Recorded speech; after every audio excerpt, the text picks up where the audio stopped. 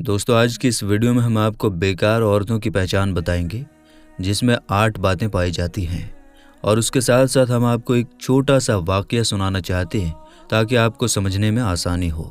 دوستو پہلے آپ سنیے کہ جب ایک بادشاہ کو اپنی ہی غلام کی بیوی پسند آ گئی تو اس نے اپنے غلام کی بیوی کے ساتھ کیا کیا، آئیے جانتے ہیں۔ لیکن اس سے پہلے ایک چھوٹا سا ریکویسٹ، ویڈیو کو لائک کر دیجیے گا اور چینل کو سبسکرائب کر کے گھنٹی کا بٹن ضرور دبائیے گا۔ دوستو ایک مرتبہ بادشاہ اپنے محل کی چھت پر ٹہلنے چلا گیا۔ اتنے میں اس کی نظر محل کے قریب گھر کی چھت پر پڑی جس پر ایک حسین عورت کپڑے سکھا رہی تھی۔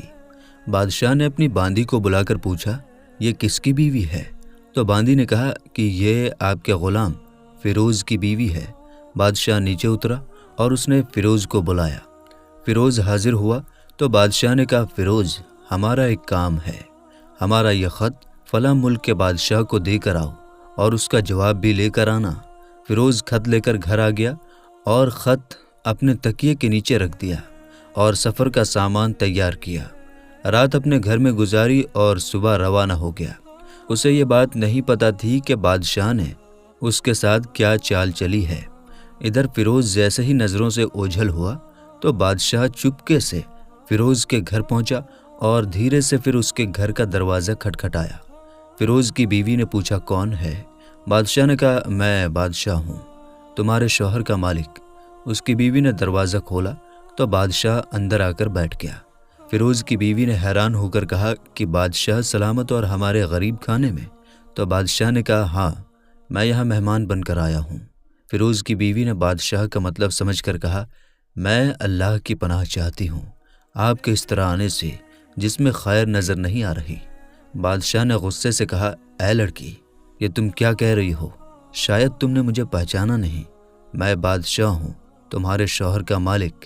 فیروز کی بیوی نے کہا، میں جانتی ہوں کہ آپ بادشاہ ہیں، لیکن بزرگ لوگ کہتے ہیں کہ شیر کو اگرچہ کتنی ہی بھوک لگی ہو لیکن وہ تو مردار کو کھانا شروع نہیں کر دیتا، اور اے بادشاہ سلامت، تم اس کٹورے میں پانی پینے آ گئے ہو جس میں تمہارے کتے نے پانی پیا ہے۔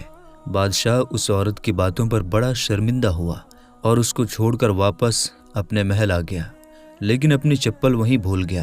یہ سب تو بادشاہ کی طرف سے ہوا۔ ادھر فیروز کو آدھے راستے میں یاد آیا کہ جو خط بادشاہ نے اس کو دیا تھا وہ تو گھر پر ہی بھول آیا ہے۔ اس نے گھوڑے کو تیزی سے واپس موڑا اور اپنے گھر کی طرف آنے لگا۔ فیروز اپنے گھر پہنچا تو تکیے کے نیچے سے خط نکالتے وقت اس کی نظر پلنگ کے نیچے پڑے بادشاہ کے چپلوں پر پڑ گئی جو بادشاہ اسی کے گھر میں بھول گیا تھا۔ فیروز کا سر چکرا کر رہ گیا۔ وہ سمجھ گیا کہ بادشاہ نے اس کو سفر پر اس لیے بھیجا ہے تاکہ وہ اپنا مطلب نکال سکے۔ فیروز کسی کو کچھ بتائے بغیر خط لے کر چپ چاپ گھر سے نکل گیا اور اپنے سفر کی اور چل پڑا۔ کام ختم کرنے کے بعد بادشاہ کے پاس آیا۔ اس نے انعام کے طور پر اسے 100 دینار دیے۔ فیروز دینار لے کر بازار گیا اور عورتوں کے قیمتی کپڑے خریدے، عورتوں کی کچھ چیزیں خریدی اور کچھ تحفے خریدے، اور اپنے گھر پہنچ کر بیوی کو سلام کیا اور اپنی بیوی سے کہنے لگا کہ چلو تمہارے مائکے چلتے ہیں۔ بیوی نے پوچھا، یہ سب کیا ہے؟ فیروز نے کہا، بادشاہ نے انعام دیا ہے اور میں چاہتا ہوں کہ تم یہ پہن کر اپنے گھر والوں کو بھی دکھاؤ۔ بیوی نے کہا، جیسا آپ چاہیں۔ بیوی تیار ہوئی اور اپنے والدین کے گھر اپنے شوہر کے ساتھ روانہ ہو گئی۔ بیوی کے والدین اور بیوی بہت زیادہ خوش تھے۔ فیروز اپنی بیوی کو چھوڑ کر واپس اپنے گھر آ گیا اور 1 مہینہ گزر جانے کے باوجود نہ بیوی کا حال چال پوچھا اور نہ اسے واپس بلایا۔ کچھ دنوں کے بعد اس کے سالے اس سے ملنے آئے اور پوچھا، فیروز آپ ہماری بہن سے غصے اور ناراضگی کی وجہ بتائیے یا پھر ہم آپ کو قاضی کے سامنے پیش کریں گے۔ فیروز نے کہا، اگر تم چاہو تو مجھے قاضی کے سامنے پیش کر دو، لیکن میرے ذمے اس کا کوئی حق باقی نہیں جو میں نے ادا نہ کیا ہو۔ وہ لوگ اپنا کیس لے کر قاضی کے پاس پہنچ گئے۔ قاضی نے فیروز کو بلایا۔ قاضی اس وقت بادشاہ کے پاس بیٹھا ہوا تھا۔ لڑکی کے بھائیوں نے کہا، قاضی صاحب، ہم نے ایک ہرا بھرا باغ اور ساتھ میں ایک میٹھے پانی کا کنواں اس آدمی کے حوالے کیا تھا۔ اس آدمی نے ہمارا باغ اجاڑ دیا، سارے پھل کھا گئے، درخت کاٹ دیے اور کنویں کو خراب کر کے بند کر دیا۔ قاضی فیروز کی طرف متوجہ ہوا اور پوچھا، ہاں تو لڑکے، تم کیا کہتے ہو؟ فیروز نے قاضی صاحب سے کہا جو باغ مجھے دیا گیا تھا وہ اس سے بہتر حالت میں نے واپس کر دیا ہے۔ قاضی نے پوچھا کیا اس نے باغ تمہارے حوالے ویسا ہی کیا ہے جیسا پہلے تھا؟ انہوں نے کہا جی قاضی صاحب، اسی حالت میں واپس کیا ہے، لیکن ہم اس سے باغ واپس کرنے کی وجہ پوچھنا چاہتے ہیں۔ قاضی نے کہا ہاں فیروز، تم کیا کہنا چاہتے ہو؟ تم نے باغ کیوں واپس کیا ہے؟ فیروز نے کہا قاضی صاحب، میں نے باغ کسی نفرت کی وجہ سے نہیں چھوڑا، بلکہ اس لیے چھوڑا ہے کہ میں ایک دن باغ میں آیا تو میں نے شیر کے پنجوں کے نشان دیکھے، تو مجھے ڈر ہوا کہ شیر مجھے کھا جائے گا، اس لیے شیر کی وجہ سے میں نے باغ میں جانا بند کر دیا۔ بادشاہ جو ٹیک لگائے یہ سب کچھ سن رہا تھا، وہ اٹھ کر بیٹھ گیا اور کہنے لگا فیروز، اپنے باغ کی طرف اطمینان ہو کر واپس لوٹ جاؤ۔ اس میں کوئی شک نہیں کہ شیر تمہارے باغ میں آیا تھا، لیکن وہاں وہ نہ تو کوئی اثر چھوڑ سکا اور نہ ہی کوئی پتا توڑ سکا اور نہ ہی کوئی پھل کھا سکا۔ شیر تمہارے باغ میں تھوڑی دیر تک رہا اور مایوس ہو کر واپس لوٹ گیا۔ خدا کی قسم میں نے کبھی تمہارے باغ کے گرد لگی مضبوط دیواریں نہیں دیکھی۔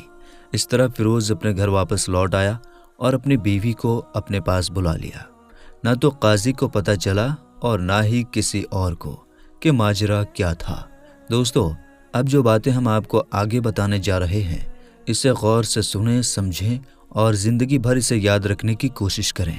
دوستو، 8 باتیں جس عورت میں ہوتی ہیں وہ بری عورت ہوتی ہیں۔ نمبر 1، اپنے آپ کو ڈھانک کر نہ رکھنے والی عورت۔ نمبر 2، اپنے شوہر کی نافرمانی کرنے والی عورت۔ نمبر 3، بد زبان عورت۔ نمبر 4، اپنے بالوں کی نمائش کرنے والی عورت۔ نمبر 5، بازاروں کے چکر لگانے والی عورت۔ نمبر 6، باریک یا چست کپڑے پہننے والی عورت۔ نمبر 7، اپنے آپ کو بہت زیادہ عقل مند سمجھنے والی عورت۔ نمبر 8، بلند آواز میں لوگوں سے بات کرنے والی عورت۔ دوستو، فیروز کی بیوی کی تعریف کرنی ہوگی کہ وہ بادشاہ کی باتوں میں نہیں آئی۔ ایسی بیوی کو نیک اور اچھی بیوی کہا جاتا ہے۔ کیا خوب بہتر ہے اپنے گھر والوں کے راز چھپانا تاکہ لوگوں کو پتہ نہ چلے۔ اپنے گھروں کے راز کسی پر ظاہر نہ ہونے دیں۔ اللہ تعالیٰ آپ کو، ہم سب کو اور ہمارے گھر والوں کو ہمیشہ سلامت رکھے، آمین یا رب العالمین۔ دوستو، قرآن مقدس میں اللہ تبارک و تعالیٰ نے میاں بیوی کو ایک دوسرے کا لباس فرمایا ہے، اور لباس کا کام ایک دوسرے کی شان ہی کو بڑھانا نہیں ہے بلکہ ایک دوسرے کی پردہ پوشی کرنا بھی ہے۔ فیروز کو بھلے ہی اپنی بیوی پر شک تھا، لیکن اس کے باوجود فیروز نے اپنی بیوی کو کسی کے سامنے ذلیل اور رسوا نہیں کیا، بلکہ پردے میں رہ کر بات کی، اور جب اس کا فیصلہ ہوا تو ان کی عزت محفوظ رہی۔ لوگوں کے سامنے یہ پتہ بھی نہ چل سکا کہ فیروز اپنی بیوی پر کس بات کو لے کر شک کرنے لگا ہے۔ میاں بیوی کو چاہیے کہ ایک دوسرے کی پردہ پوشی کریں، ایک دوسرے کے راز کو اپنے سینے میں ہمیشہ کے لیے محفوظ رکھیں۔ چھوٹی چھوٹی باتوں پر ایک دوسرے سے لڑنا جھگڑنا یا اپنے گھر والوں کے سامنے ایک دوسرے کو برا بھلا کہنا، یہ چیز ویسے ناجائز اور حرام ہے، اور گھر کی تباہی اور بربادی کی وجہ بھی بنتی ہے۔ ایک دوسرے کے دل سے محبت بھی کم ہوگی اور دلوں میں نفرتیں پیدا ہوں گی، دوریاں بھی پیدا ہوں گی، اور گھر ہمیشہ کے لیے تباہ اور برباد ہو کر رہ جائیں گے۔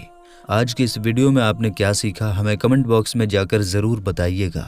اور آخر میں آپ سے ایک چھوٹا سا ریکویسٹ ہے کہ اگر آپ نے ابھی تک ہماری اس ویڈیو کو لائک نہیں کیا ہے تو لائک کر دیں، اور اپنے دوستوں رشتہ داروں کے ساتھ بھی ضرور شیئر کر دیں، اور اگر چینل پر پہلی بار آئے ہیں تو سبسکرائب کر کے گھنٹی کا بٹن ضرور دبائیے گا۔